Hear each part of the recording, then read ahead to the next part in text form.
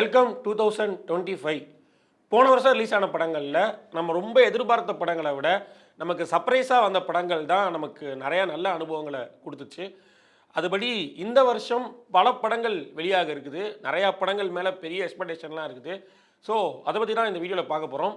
The most anticipated movies of 2025. போன வருஷம் ஆக்சுவலாக ஆக்டர் சூரிக்கு ஒரு பயங்கரமான ஒரு காலமாக இருந்தது. அவரோட கொட்டுக்காளி, கருடன் ரெண்டு படமுமே வெவ்வேறு விஷயங்களில் அவர் ஒரு ஹீரோவாக ஆக்டராக முன்னிறுத்துச்சுன்னு நினைக்கிறேன். குறிப்பாக சொல்லப்போனால் கருடன் படத்துலலாம் அவர் ஏறத்தாழ ஒரு கமர்ஷியல் ஹீரோவாகவே மாறிட்டார். அந்த வகையில் இந்த வருஷம் இப்போ வரைக்கும் பார்க்குறவரை எனக்கு யாரோட கெரியரில் இந்த மாதிரியான ஒரு விஷயம் நடக்கும், ஒரு சேஞ்ச் ஓவர் இல்லை கம்பேக் நடக்கும்னு பார்க்குறேன்னா அஜித்குமார். ஏன்னா இந்த பழைய கிளாசிக் அஜித்குமாரை ரொம்ப நாளாக படங்களில் பார்க்க முடியாமல் இருந்தது. அந்த கவலை இந்த வருஷம் போயிடும்னு நினைக்கிறேன். அஃப்கோர்ஸ் விடாமுயற்சி அண்ட் குட் பேட் அக்லி. இதில் விடாமுயற்சி பொங்கல் ரிலீஸாக இருந்தது, இப்போது தள்ளி போயிடுச்சு. ஆனால் அந்த படத்தோட ட்ரெய்லர் பார்க்குறப்போ அந்த பழைய கிளாசிக் அஜித் படம்னு ஒன்று இருக்கும்ல, அதை மறுபடியும் நம்மளால் பார்க்க முடியும்னு நினைக்கிறேன். அண்ட் மகிழ் திருமேனி அவரும் ஒரு ப்ராமிசிங்கான டேரக்டர் தான். அந்த மாதிரியான கிளாசிக் படங்கள் எடுக்கக்கூடியவர் தான். அதனால் எனக்கு அந்த படத்து மேலே பெரிய எக்ஸ்பெக்டேஷன் இருக்குது. அண்டு குட் பேட் அக்லி அதுக்கு அப்படியே ஆப்போசிட்டான ஆதிக் ரவிச்சந்திரன், பயங்கர லவுடியாக, பயங்கர கிரேசியாக, வேக்கியாக படம் பண்ணக்கூடியவர். ஸோ அவர் அஜித் கூட இணையிறப்போ அந்த அவுட்கம் எப்படி இருக்கும், ஏறத்தாழ ஸ்டில்ஸ் எல்லாம் பார்க்குறப்போ ரொம்ப இன்ட்ரெஸ்டிங்காக இருந்தது. ஸோ அஜித்துக்கிட்ட இருந்து 2 வேரியேஷனில் படங்கள் வெளியாக போகுது அப்படிங்கிறது பார்க்குறப்ப தெரியுது. ஸோ அது ரொம்ப இன்ட்ரெஸ்டிங்காக இருக்குது இப்போது. அண்ட் அஃப்கோர்ஸ் விஜய் அவர்களோட கடைசி படம் அப்படின்னு அவர் அனௌன்ஸ் பண்ணியிருக்கிறாரு. அதான் தளபதி 69. அந்த படத்தோட ஷூட்டிங் வேலையும் இப்போது ரொம்ப பரபரப்பாக போயிட்டுருக்கு. ஸோ அந்த படத்து மேலேயும் பெரிய எக்ஸ்பெக்டேஷன் இருக்குது. Not only H Vinoth Vijay compound மட்டும் இல்லாமல் அவரோட ஃபிலிம் கேரியர்லேயே கடைசி படம்னு அவர் அனௌன்ஸ் பண்ணியிருக்காரு. ஸோ அந்த படத்து மேலேயான ஒரு எக்ஸ்பெக்டேஷன் அதிகமாக இருக்குது. அண்ட் இது ஏற்கனவே கமலுக்கு சொல்லப்பட்ட கதையா, அண்ட் பொலிட்டிக்கல் பேக்ரவுண்ட் உள்ள கதையா. அண்ட் ஹச் வினோத் எப்பயுமே ஒரு இஷ்யூ பேஸ்டாக அவர் ஒரு இஷ்யூ எடுத்துக்கிட்டு அதை ஒரு ஆர்டிக்கல் வடிவமாக தான் ஸ்கிரிப்ட் பண்ணுவார். அது அவரோட எல்லா ஸ்கிரிப்ட்லேயுமே இருக்கும். ஸோ இதில் எதை எடுத்துருக்கிறாரு அப்படின்ற மாதிரியான பல எக்ஸ்பெக்டேஷன் இருக்குது. ஆனால் இன்னொரு பக்கம் இது பாலையா நடித்த பகவன் கேசரி படத்தோட ரீமேக்குங்கிறாங்க. அது மட்டும் தான் கொஞ்சம் பயமாக இருக்குது. இந்த டாப் டயர் ஆக்டர்ஸோட படங்கள்லாம் ஏறத்தாழ இந்த வருஷம் ரிலீஸ் ஆகிறதுக்கு ரெடி ஆகிறதுனால அடுத்தடுத்து அப்படியே வரேன் நான். ரெட்ரோ போன வருஷம் சூர்யாவுக்கு ஒரு பெரிய செட்பேக்காக இருந்தது.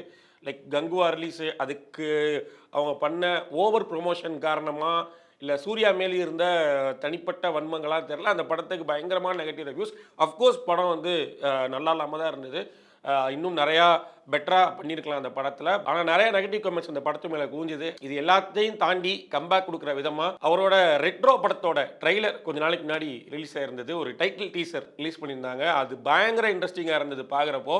அண்டு கார்த்திக் சுப்ராஜ் அவரோட மோடில் போய் சூர்யாவை அந்த ஒரு கேரக்டருக்குள்ளே ஃபிட்டின் பண்ணியிருக்கிறாரு அப்படிங்கிறது நமக்கு தெரிஞ்சுது டைட்டில் டீசர்லேயே.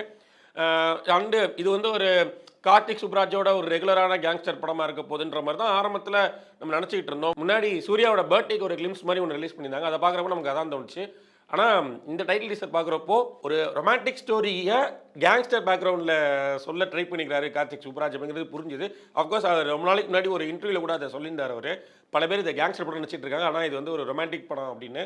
ஸோ அந்த டைட்டில் டீசரே ரொம்ப இன்ட்ரெஸ்டிங்காக இருந்துச்சு. அந்த சூர்யாவோட ஸ்லாங்கு அண்டு இன்னொரு பக்கம் பூஜா ஆக்டே அவங்க வாய் பேச முடியாதவங்களா இருக்கிறாங்களான்னு தெரியல. நான் அவங்களுக்கு அந்த டைட்டில் டீசரில் டைலாக் எதுவுமே இல்லை. ஆனால் அந்த படத்தில் இருக்கிற ஜோஜோ ஜாத் உட்பட மற்ற பிற நடிகர்கள் இப்படின்னு அந்த கேஸ்டிங் எல்லாமே ரொம்ப இன்ட்ரெஸ்டிங்காக இருக்குது. அண்டு இந்த மாதத்துக்குள்ளே வெளியாக இருக்கிற வீரதீர சூரன், விக்ரமின் வீரதீர சூரன் பார்ட் 2, இதுவும் ஆக்சுவலாக தமிழ் சினிமாவுக்கு ரொம்ப புதுசு. பார்ட் 2 எடுத்துகிட்டு அதுக்கப்புறமா ப்ரீக்வல் வரும் அப்படின்னு சொல்கிறது. அண்ட் எஸ்யு அருண்குமார் அவர் சித்தாவோட பெரிய வெற்றிக்கு அப்புறமா ஒரு ஆக்ஷன் படத்துக்குள்ளே இறங்கியிருக்காரு. எனக்கு அவர் ரைட்டிங் மேலே பெரிய அபிப்பிராயம் இருக்குது. ஏன்னா அவர் ஒரு கேரக்டரை செட் பண்ணுறது அண்ட் அந்த கேரக்டர் ஆர்க்கு அவர் பில்ட் பண்ணுறது எல்லாமே ரொம்ப இன்ட்ரெஸ்டிங்காக இருக்கும். அண்ட் அவர் ரைட்டிங்லேயே நிறையா மெட்டஃபர்ஸ்லாம் வச்சு எழுதுவார் ஸ்கிரிப்டில். ஸோ அதை அது வெறுமன ஸ்க்ரீன் பிளேவாக மட்டுமே இருக்காது. அந்த சீனுக்கு பின்னாடி அவர் என்ன யோசிச்சிருக்கிறாரு, என்னவா அவர் கற்பனை பண்ணனால அந்த சீன் எப்படி வச்சிருக்கிறாரு அப்படிங்கிறலாம் எழுதுவார். ஆக்சுவலாக சித்தாவோட ஸ்க்ரீன் பிளே புக்கு படித்து பார்த்தீங்கன்னா தெரியும். ஸோ அவரோட ரைட்டிங் மேலே பெரிய இன்ட்ரெஸ்ட் இருக்கிறதுனால அவர்கிட்டருந்து ஒரு கேங்ஸ்டர் படம், அதில் நல்லா நடிக்கக்கூடிய ப்ராமினன்ட் ஆக்டர்ஸான சியான் விக்ரம், துஷாரா விஜயன் போன்ற கேஸ்டிங்லாம் உள்ளே இருக்கிறது. அண்ட் எஸ்டே சூர்யா இந்த படத்தில் ரொம்ப வித்தியாசமாக பண்ணியிருக்காரு. நீங்கள் ரெகுலராக பார்க்கக்கூடிய ஒரு எஸ்டே சூர்யா பார்க்க முடியாது அப்படின்னு எஸ்சி அருண்குமாரே சொல்லியிருக்கிறாரு. ஸோ இது எல்லாமே அந்த படத்தை மேலும் பயங்கர இன்ட்ரெஸ்டிங் ஆகுது. அண்ட் இன்னும் 2 நாளில் வணங்கான் கூட ரிலீஸ் ஆக இருக்கு பொங்கல் வெளியிட. பாலா அவர்களோட கம்பேக் தமிழ் சினிமாவோட ஒரு தவிர்க்க முடியாத இயக்குனர் அப்படிங்கிறத விட ஒரு கல்ட் இயக்குனர் தான் சொல்லணும். அந்த வரிசையில் பாலா வந்து கண்டிப்பாக இருக்காரு. இதுக்கு முன்னாடி நான் சொல்லியிருப்பேன், தமிழ் சினிமாவில் எப்பயுமே அந்த பி ஃபேக்டர் இருக்கும், ஒன்று பாலச்சந்தர், பாலு மகேந்திரா, பாரதி ராஜா அப்படின்னு. ஸோ அதில் ஒரு பயங்கர தவிர்க்க முடியாத ஒரு பிக் பி வந்து பாலா தான். ஸோ அந்த படத்துக்கு மேலேயும் நமக்கு பெரிய எதிர்பார்ப்பு. ஆனால் அது இப்போ இன்னும் 2-3 நாள் ரிலீஸ் ஆக போகிறதுனால அதை ஒரு மென்ஷனாக மட்டும் பண்ணிக்கிறேன். இன்னொரு பக்கம் கமல் ஃபேனான லோகேஷ் கனகராஜ் முதல் முறையாக ரஜினி கூட இணைந்து பண்ணியிருக்கிற கூலி படம். கூலி படத்தோட கேஸ்டிங் மேலேயும் எனக்கு பர்சனலாக பெரிய இன்ட்ரெஸ்ட் இருக்குது. ஒரு பக்கம் நாகார்ஜுனா, இன்னொரு பக்கம் உபேந்திரா. நான் வந்து பர்சனலி எனக்கு உபேந்திரா வந்து ரொம்ப பிடிக்கும். அவர் ஒரு டேரக்டராக பிடிக்கும் எனக்கு, ஆக்டருங்கிறத விட. ஸோ அவர் வந்து ரொம்ப நாளாக தமிழில் வந்து படம் பண்ணணும்னு நான் நினச்சிக்கிட்டு இருந்தேன். ஸோ அவர் தமிழில் இப்படி ஒரு பெரிய ப்ராஜெக்டுக்குள்ளே வந்து ஒரு படம் பண்ணுறாரு, அதில் நடிக்கிறாரு ஒரு ப்ராமினெண்ட்டான ரோலில் அப்படிங்கிறப்போ அது ரொம்ப இன்ட்ரெஸ்டிங்காக இருக்குது. அண்டு இது வெறுமனே பேன் இண்டியா செட்டப்புக்காக தெலுங்குலேருந்து நாகார்ஜுனா, கன்னடத்துலேருந்து உபேந்திரா, மலையாளத்துலேருந்து சௌபின் சாகிர்னு போடாமல் நிஜமாவே லோகேஷ் கனகராஜ் அந்த அவரோட ஜோனில் போய் விக்ரம் மாதிரி மறுபடியும் ஒரு படத்தை பண்ணியிருந்தாருன்னா கண்டிப்பாக இந்த வருஷத்தோட ஒன் ஆஃப் தி பிக்கெஸ்ட் ஹிட்டாக கூலி இருக்கும். தொடர்ந்து இந்த top tier actors, top tier directors இவங்களை பற்றி பேசிகிட்டு இருக்கிறோம். எனக்கு இன்னொருத்தர் வந்து மறுபடியும் டேரக்ட் பண்ணணுன்னு ரொம்ப நாளாக ஆசை இருந்தது, நலன் குமாரசாமி. அவரோட இயக்கத்தில் வா வாத்தியார் இந்த வருஷம்தான் ரிலீஸ் ஆக போகுது. அண்ட் ஒரே ஒரு டீசர் மட்டும் விட்டுருந்தாங்க அந்த படத்துலேருந்து.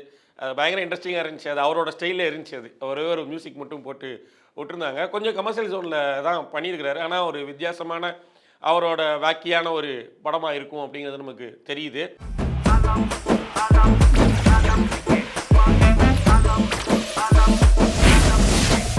நான் ஏன் சொல்கிறேன்னா, நலன் குமாரசாமி மாதிரியான டேரக்டர்லாம் வந்து ரொம்ப அரிது. ரொம்ப பெக்குலரான டேரக்டர்ஸ் கிட்ட தான் அப்படியான ஒரு யூனிக் அவுட்கம் இருக்கும். அவர் எடுத்த சூதுகோவம் நீங்கள் இப்போ போய் பார்த்தாலும் சரி, இல்லை நீங்கள் காதலும் கடந்து போகும் படத்தை நீங்கள் போய் பார்த்தாலும் சரி, இல்லைனா அவர் வந்து இந்த கோவிட் டைமில் வந்து ஆந்தாலஜி சீரீஸ்லாம் நிறையா ரிலீஸ் ஆகிட்டு இருந்துச்சுல்ல.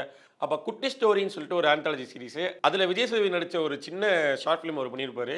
அதுவே அவ்வளோ இன்ட்ரெஸ்டிங்காக இருக்கும். ஒரு சின்னூண்டு கதையை அவர் வந்து கன்சீவ் பண்ணி அதை அவரோட ஃபிலிம் லாங்குவேஜில் அவர் டிரான்ஸ்லேட் பண்ணுற விதமே வந்து ரொம்ப சூப்பராக இருக்கும். ஸோ இந்த வாவாத்தியார் படத்துக்காக நான் ரொம்ப வெயிட் பண்ணுறேன். இந்த முன்னாடி அனௌன்ஸ்மெண்ட்லேருந்தே வெயிட் பண்ணிட்டுருக்கிறேன். லவ் டுடே அப்படின்ற ஒரு பெரிய கமர்ஷியல் சக்ஸஸை கொடுத்துட்டு, ஒரு பெரிய பேங்கரை கொடுத்துட்டு ரொம்ப நாளாக ஆளே காணாமல் போனார் பிரதீப் ரங்கநாதன். அவர் அடுத்தடுத்து 2 படம் வந்து அவர் ஒர்க் பண்ணிட்டு இருந்தார். அதில் ஒன்று டிராகன், இன்னொன்று லவ் இன்சூரன்ஸ் கம்பெனி.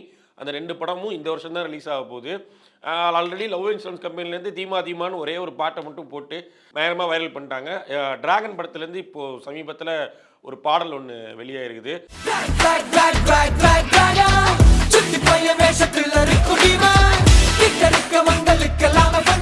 அண்ட் இந்த 2 படமுமே வந்து இந்த 2K ஜோனில் இருக்கிற படங்களாக நமக்கு தெரியுது. அஃப்கோர்ஸ் பிரதீப் ரங்கநாதனுக்கு இந்த ஜென்சி ஆடியன்ஸ் வந்து ரொம்பவே அதிகமாக இருக்கிறாங்க.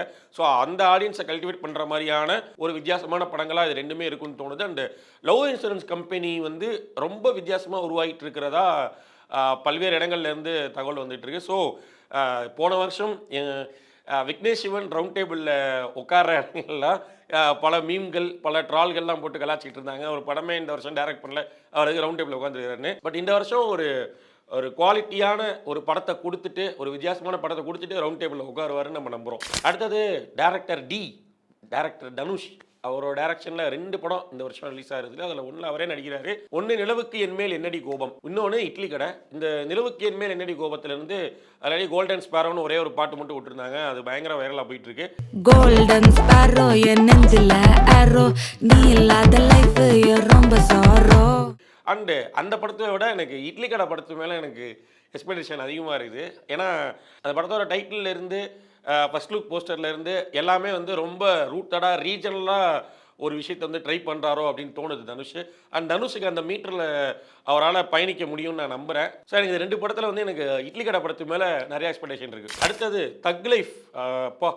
போன வருஷம் வந்து ஒரு திருஷ்டி மாதிரி ஆயிடுச்சு உலக நாயகன் அவர்களுக்கே இந்தியன் 2 படத்தினால. பல்வேறு ட்ரால்ஸ், பல்வேறு மீம்ஸ். அண்ட் போன வருஷம் ரொம்ப எக்ஸ்பெக்ட் பண்ணி ஒர்க் அவுட்டே ஆகாமல் பயங்கர ட்ரால்களுக்கு உள்ளான படங்களில் முக்கியமான படமாக இந்தியன் 2 இருந்தது. அது எல்லாத்தையும் அழிக்கிற மாதிரி மறுபடியும் விண்வெளி நாயகனா தக் லைஃப்ல கம்பேக் கொடுப்பாரா அப்படிங்கிறது படத்தை பார்க்குறப்ப தெரியும். ஒரே ஒரு டைட்டில் டீசர் மட்டும் தான் ரிலீஸ் ஆயிருந்தது. அதில் கூட குருதி புன்னல் ஷாட்டை மறுபடியும் நமக்கு ரிமைண்ட் பண்ணுற மாதிரி ஒரு ஷாட்டு. அந்த டீசரே ஒரு 7 ஷாட் தான். எஸ்டிஆர் வந்து குதிக்கிற ஒரு ஷாட்டு, எஸ்டிஆர் பார்ட்டியில் இருக்கிற ஒரு ஷாட்டு, அடுத்து கமலோட ஒரு 2-3 ஷாட் அவ்வளோதான். அதில் கொஞ்சம் இன்ட்ரெஸ்டிங்காக இருந்தது. அதுக்கு முன்னாடி ஒரு டைட்டில் ரிவீல் பண்ணுறதுக்கு ஒன்று ரிலீஸ் பண்ணியிருந்தாங்க. அதுவுமே பயங்கர இன்ட்ரெஸ்டிங்காக இருந்தது. ரிவர்ஸில் ஒன்று எடுத்திருப்பாங்க.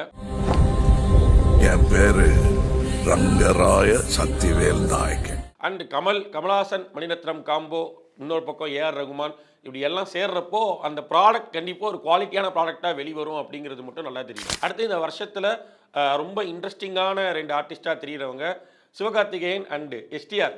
ஏன்னா சிவகார்த்திகேயன் ஏஆர் முருகதாஸ் கூட சேர்ந்து ஒரு படம். அந்த படத்தில் சிவகார்த்திகேயனுக்கு டோட்டலாக வேற ஒரு கெட்டப்பு, வேற ஒரு ரோலு, இது வரைக்கும் ஒரு பண்ணாத ஒரு ரோலை வந்து அவர்கிட்ட கொடுத்துருக்கிறதா பல இடங்களில் சொல்கிறாங்க. ஸோ அந்த படத்து மேலேயும் எனக்கு சரி. அண்டு சுதா கங்காராவோட SK25 அவரோட 25வது படம், அதுலேயும் சரி எனக்கு பயங்கர எக்ஸ்பெக்டேஷன் இருக்குது.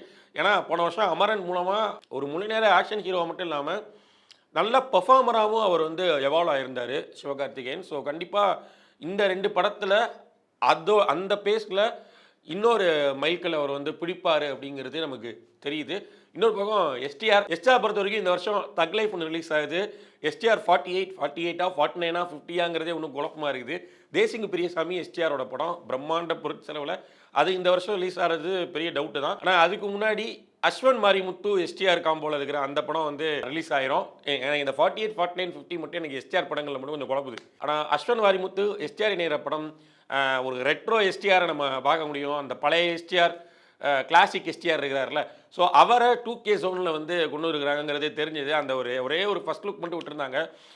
அதற்குள்ளேயே எஸ்டிஆரோட அந்த ஆர்னமெண்ட்ஸு ஆக்சசரிஸ் இதெல்லாம் வச்சு அது ரொம்ப இன்ட்ரெஸ்டிங்காக இருந்தது. ஸோ அஸ்வன் மாரிமுத்து மாதிரி ஒரு டேரக்டர் கிட்ட எஸ்டிஆரோட பழைய மூடு மாட்டுச்சுன்னா என்ன ஆகும் அப்படிங்கிற மாதிரி அந்த கதை போகும்னு நமக்கு தெரியுது. ஸோ இந்த வருஷம் அவருக்கு இந்த 2 படம் தான். இந்த 2 படத்தில் கண்டிப்பாக அவரோட வேரியேஷன் அண்ட் அவரோட கம்பேக் இன்னும் பயங்கரமாக இருக்கும் அப்படிங்கிறது நமக்கு தெரியுது. ஆக்சுவலி அந்த கம்பேக்குங்கிற வார்த்தை வந்து எல்லாருக்கும் போட்டுக்கிறோம்ல. இதை தவிர 7 கடல் 7 மலை, மிஸ்கினோட ட்ரெயின், இப்படி நம்மளை சர்ப்ரைஸ் பண்ணும் அப்படின்னு நம்ம எதிர்பார்க்குற படங்களும் நிறையா இருக்குது. இது மட்டும் இல்லாமல் போன வருஷமே நிறையா டெபியூ டைரக்டர்ஸோட படங்கள் அவங்களோட வருகை தான் நம்மளை பயங்கரமாக சர்ப்ரைஸ் பண்ணுச்சு. ஸோ அந்த மாதிரி இந்த வருஷம் நடக்கிறதுக்கு நிறையா வாய்ப்புகள் இருக்குதுன்னு நான் நினைக்கிறேன். இப்போ நான் சொன்ன படங்கள் எல்லாமே பெரிய பட்ஜெட்டில் இருக்கிற படங்கள், இல்லை டாப் டயர் ஹீரோஸ் நடிக்கிற படங்கள், இதுவாக தான் மோஸ்ட்லி இருந்தது. ஆனால் அதை தாண்டி டெபியூ டைரக்டர்ஸ், நம்ம எதிர்பார்க்காத படம், ரப்பர் பந்து மாதிரி ஒரு படம், இதெல்லாம் இந்த வருஷத்துலேயும் நம்மளால் விட்னஸ் பண்ண முடியும்னு நான் நம்புகிறேன். அண்ட் இந்த லிஸ்ட்டில் எந்த படத்துக்கு நீங்கள் ரொம்ப ஈகராக வெயிட் பண்ணுறீங்க அப்படிங்கிறத கீழே கமெண்ட்டில் சொல்லுங்கள்.